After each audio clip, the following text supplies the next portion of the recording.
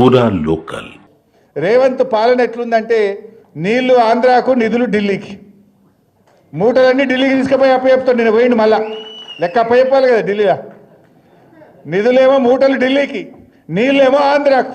ఇంతకు మించి వీళ్ళు చేసింది ఏమన్నా ఉన్నదా? ఏ విషయంలో అభివృద్ధి సాధించారు? కేసీఆర్ కిట్టు బంద్ అయిపోయింది, దవాఖానలలో పోతే.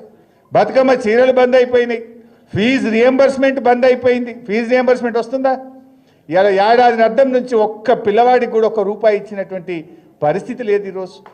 ఇలా అనేకంగా చాలా సమస్యలు ఎదుర్కొంటున్నటువంటి పరిస్థితి ఉంది. అందువల్ల ఈ ప్రభుత్వానికి బుద్ధి చెప్పాలంటే మనందరం కూడా ఒకటి కావాలి.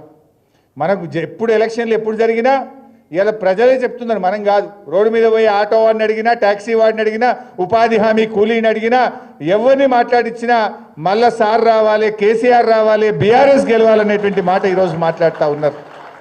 కానీ మనం కూడా గట్టిగా పనిచేద్దాం. ముందు ఈ లోకల్ బాడీస్లో అందరం కలిసి మన మెదక్ జిల్లా పరిషత్ను గెలిపించడం కోసం కలిసిమెలిసి అందరం పనిచేద్దాం. డెఫినెట్గా నాకు నమ్మకం ఉన్నది, మన మెదక్ జిల్లాలో, ఉమ్మడి మెదక్ జిల్లాలో 3 జిల్లా పరిషత్లు మనం గెలిచి తీరుతాం ఖచ్చితంగా. కానీ మనం కష్టపడి పనిచేద్దాం. తమ్ముళ్ళు కూడా ఈరోజు సాధారణంగా మీరు ఆహ్వానించిండ్రు, మిగతా వాళ్ళను మీరు ఇంకా అందరు కలిసి పనిచేయండి. ఇంకా కొంతమంది కూడా మాట్లాడిరు నాకు ఇవాళ, అన్న మేము కూడా వస్తామంటారు. అరే వీళ్ళు ఇవాళ వచ్చేస్తారు అన్న, మేము కూడా చెప్తే వస్తాం కదా అని నాకు నిన్న రాత్రి కొందరు ఫోన్ చేసిండ్రు.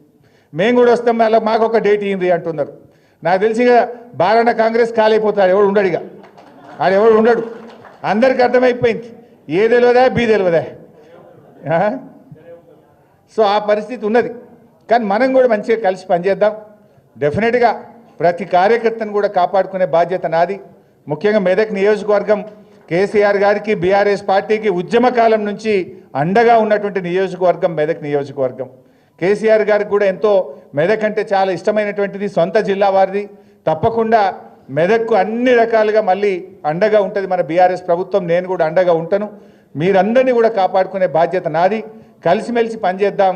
అన్ని జిల్లా పరిషత్లు, అన్ని ఎంపీటీసీలను మనం గెలుచుకునే విధంగా అందరం మంచిగా టీం వర్క్ చేసి మనం మళ్ళీ మెదక్ నియోజకవర్గం మీద గులాబీ జెండా ఎగిరేసేదాకా కూడా అందరం కలిసిమెలిసి పనిచేద్దాం.